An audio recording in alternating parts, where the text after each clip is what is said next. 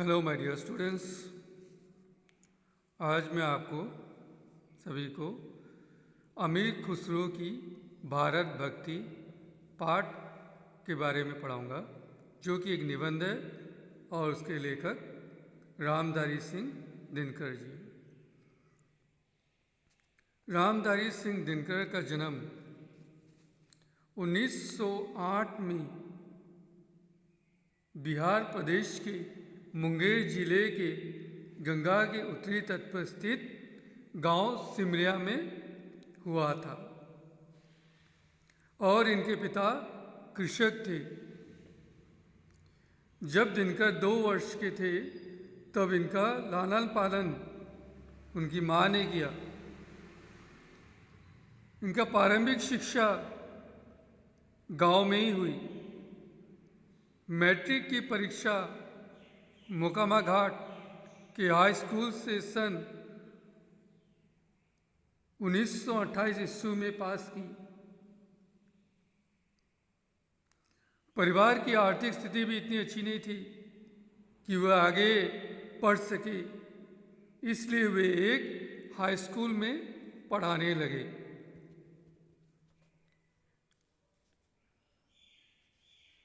उन्नीस 1932 में इन्होंने बीए पास किया।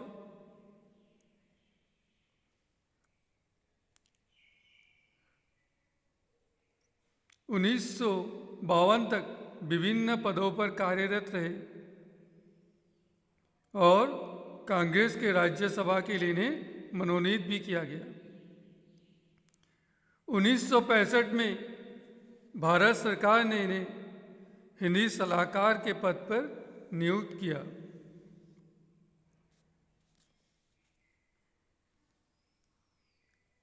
दिनकर जी का गद्य और पद्य दोनों पर ही समान रूप से अधिकार था। उनकी गद्य की पुस्तक संस्कृत के 4 अध्याय को साहित्य अकादमी पुरस्कार और काव्य ग्रंथ उर्वशी को ज्ञानपीठ पुरस्कार मिला। राष्ट्रपति ने उन्हें पद्म भूषण से सम्मानित भी किया। उनकी प्रमुख कृतियां हैं गद्य में मिट्टी की ओर, अर्धनारीश्वर, देश विदेश, उजली आग, भारत की सांस्कृतिक कहानी, रेती के फूल आदि। पद्य में प्रणभंग, रेणुका, हुंकार, रसवंती, कुरुक्षेत्र, रश्मिरथी आदि। दिनकर जी के निबंधों में विचारों की स्पष्टता और अभिव्यक्ति को सहजता एवं सजीवता का अद्भुत मेल है। उन्होंने सामाजिक जीवन, सांस्कृतिक एवं राष्ट्रीय समस्याओं पर विचारोत्तेजक लेख भी लिखे हैं।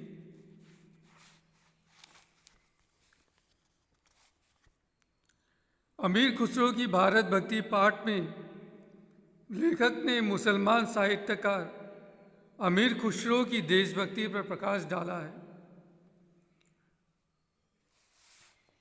अमीर खुसरो भारत के पहले राष्ट्रवादी मुसलमान थे, जिनका जन्म 1253 में पटियाला में हुआ था।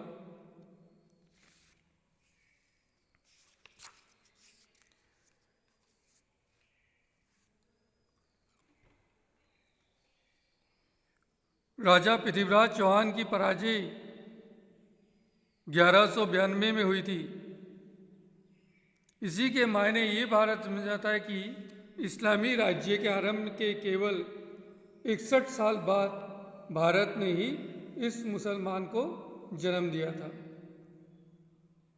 जो हिंदुस्तान के सभी राष्ट्रभाववादी मुसलमानों का अगुवा हम कह सकते हैं। अगुवा यानी अग्रणी भी कह सकते हैं। और कुछ लोग ये अनुमान लगाते हैं कि अमीर खुसरो हिंदू से मुसलमान हुए थे, परंतु ये अनुमान उनका गलत है। अमीर खुसरो यानी जन्म से ही मुसलमान थे। उनके पिता का नाम सैफुद्दीन मोहम्मद तुर्क था, जो सुल्तान नसीरुद्दीन के शासनकाल में भारत आए थे। इससे पहले मैंने कहा था कि अमीर खुसरो का जन्म पटियाला में हुआ था और वो किनके शिष्य थे? शेख निजामुद्दीन औलिया के शिष्य थे। उन्हीं के चरणों में ही बैठकर उन्होंने शिक्षा लिया था। और ये भी पूछो तो हिंदू और उर्दू दोनों भाषाओं के इतिहास भी अमीर खुसरो से ही शुरू होती है, जिस भाषा को हम लोग खड़ी बोली बोलते हैं।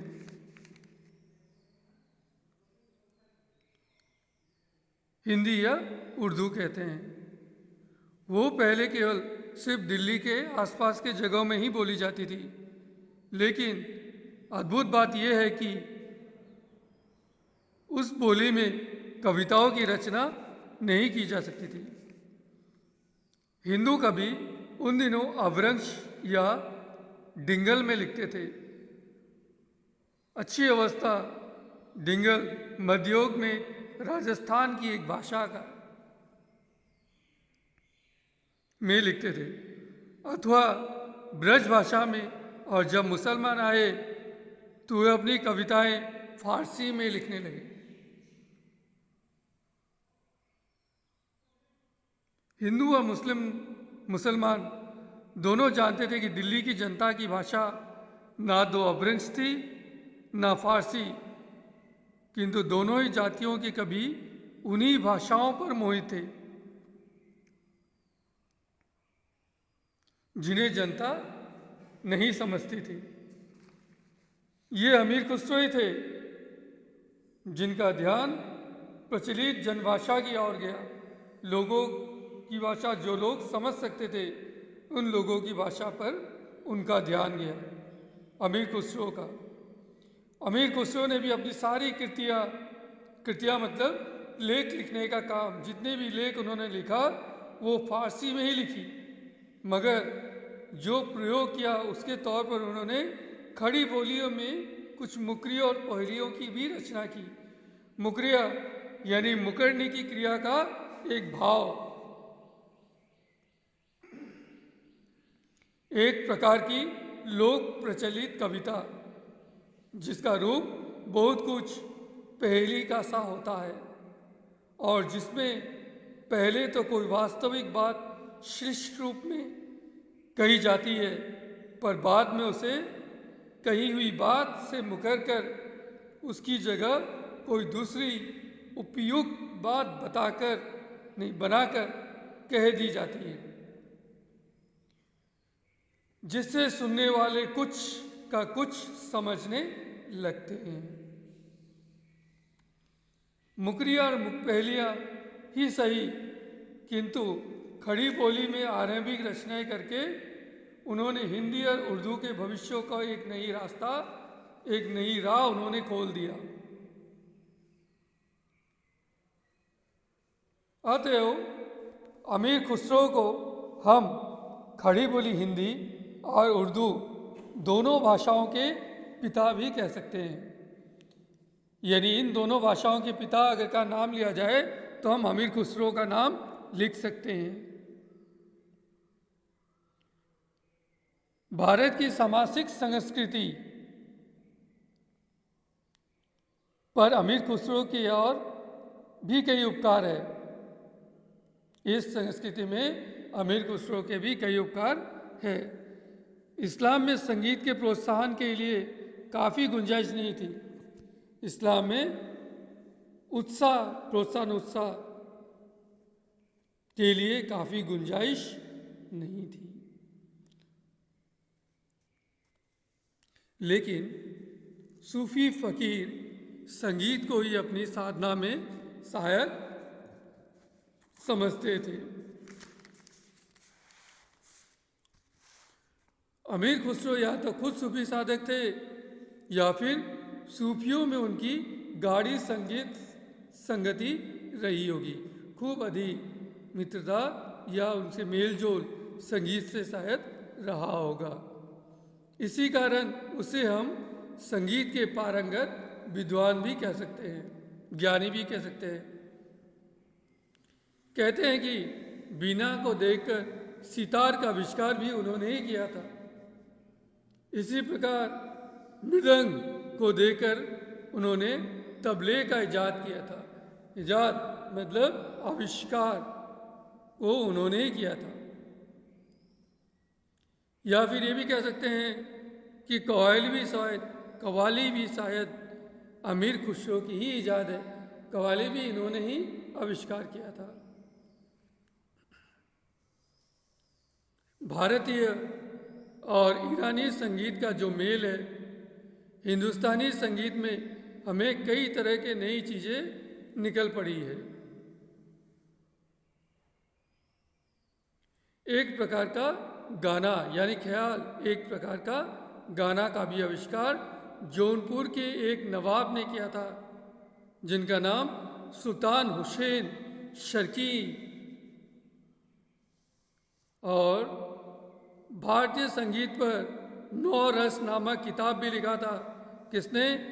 बीजापुर के इब्राहिम आदिल शाह ने। संगीत में हिंदू और मुसलमान आपस में जितने नज़दीक आए,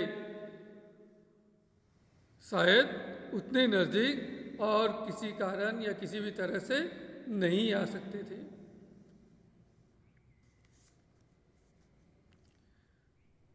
पठानों के समय हिंदुओं और मुसलमानों के बीच जो मेल जोल पैदा हुआ, उसका मुख्य कारण भी हम लोग सूफी महात्मा और संत ही थे। अमीर खुसरो के मिजाज से सूफी होने के कारण ही सांप्रदायिकता से वे लोग मुक्त रहे और हिंदुस्तान को अपनी मातृभूमि मानने में उन्होंने थोड़ी भी झिझक नहीं दिखाई। अमीर खुसरो ने हिंदुस्तान को केवल अपनी मातृभूमि ही नहीं माना। अमीर खुसरो ने हिंदुस्तान को केवल सिर्फ मातृभूमि ही नहीं माना, बल्कि उन्हें पूरी दिल खोल कर प्रशंसा भी उन्होंने लिखा है।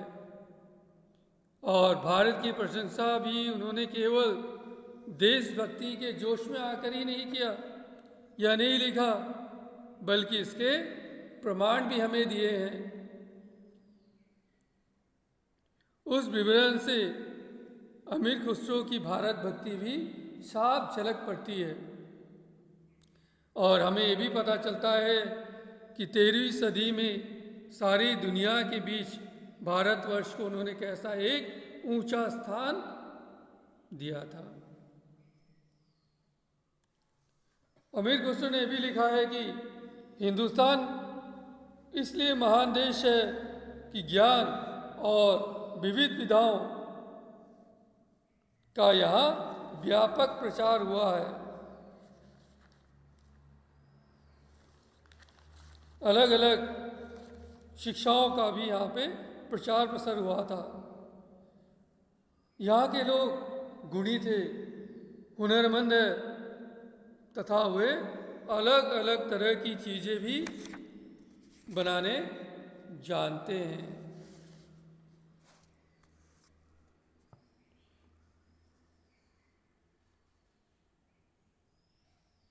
हिंदुस्तान के लोग इतने ज्ञानी, विद्वान, मेधावी और तेज है कि संसार भर की भाषाएं वे साफ शुद्धता से बोल सकते हैं। ज्ञान प्राप्ति के लिए बाहर के लोग भारत आते हैं, उन्हें आना पड़ता है सीखने के लिए, शिक्षा प्राप्त करने के लिए, लेकिन हिंदुस्तान वालों को बाहर जाने की कोई ज़रूरत नहीं पड़ती।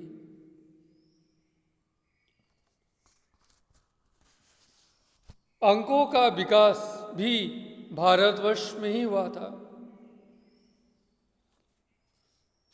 इस बात को अच्छे अच्छे ईमानदार विद्वान भी मानने लगे हैं, किंतु 13वीं सदी में लोग खुलकर मानते हैं कि अंकों का आविष्कार भारतवर्ष ने ही किया है। अमीर खुसरो ने भी इस बात का भी उल्लेख बड़े गौरवपूर्ण ढंग से किया है कि खास तौर से ये बताया गया है कि शून्य का जो गोल प्रतीक है वो भी भारत का ही एक आविष्कार है। शून्य गोल जो प्रतीक है वो भारत का ही आविष्कार है। अंकों को अरबी में क्या कहते हैं? हिंसा कहते हैं। अरबी में अंकों को हिंसा कहते हैं। अमीर खुसरो ने साथ में ये भी लिखा है कि ये शब्द हिंद और असा इन दोनों शब्दों के जोड़ से बना है और उनका मानना है कि असा नाम के कोई भारतीय गणितज्ञ थे जिनका नाम असा था, जिन्होंने अंकों का आविष्कार किया था। शायद इसलिए अरब में अंकों का नाम हिंसा पड़ा था या फिर पड़ गया। अमीर खुसरो ने इस बात पर भी खुशी जाहिर की है कि कलिला और दमन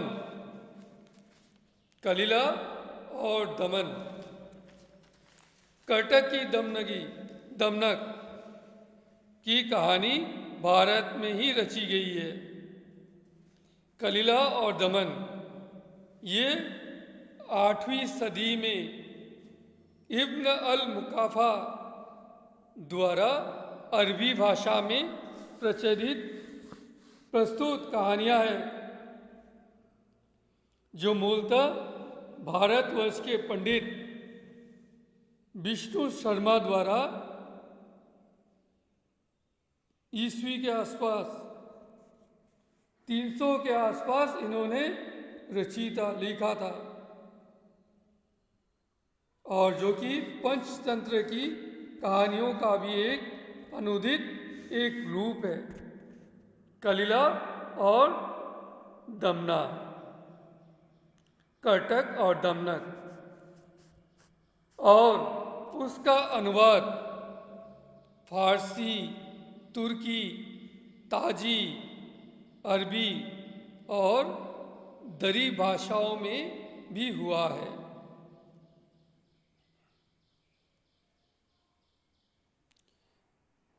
अमीर खुसरो ने ये भी लिखा है कि शतरंज का खेल का भी आविष्कार करता भारतवर्षीय है। शतरंज का खेल इसके भी आविष्कर्ता कौन है? भारतीय है। भारतीय संगीत की खुसरो ने बहुत बहुत प्रशंसा इन्होंने लिखा है और उसे सभी देशों के संगीत से भी श्रेष्ठ महान बताया है। उन्होंने ये भी लिखा है कि हिंदुस्तान के संगीत पर केवल यहाँ के मनुष्य ही नहीं सिर्फ झूमते हैं बल्कि उसे सुनकर वन के हिरन भी घास चढ़ना भूल जाते हैं। हिंदुस्तानी संगीत का असर भी इन्होंने बड़ी खूब ढंग से लिखा है। अंत में थोड़ी आत्म प्रशंसा भी उन्होंने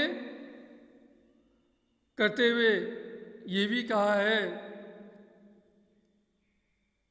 कि हिंदुस्तान इसलिए भी लाजवाब है कि किसी और मुल्क में खुसरो के समान यानी अमीर खुसरो के समान भाषा का जादूगर और कोई नहीं है। गर्चे सुल्तान का वो एक अदना सा चारण है। जे सुल्तान का अदना मतलब एक छोटा सा एक साधारण सा एक चरण इन्होंने बताया है। उन्होंने हिंदुस्तान की प्रशंसा भी किया है, साथ में अपना भी एक छोटा सा प्रशंसा यहाँ पर उल्लेख किया है कि भारतीय संगीत के सामने कोई और संगीत की तुलना ही नहीं की जा सकती, ना ही उसकी प्रशंसा की जा सकती है। आज के लिए इतना ही। धन्यवाद।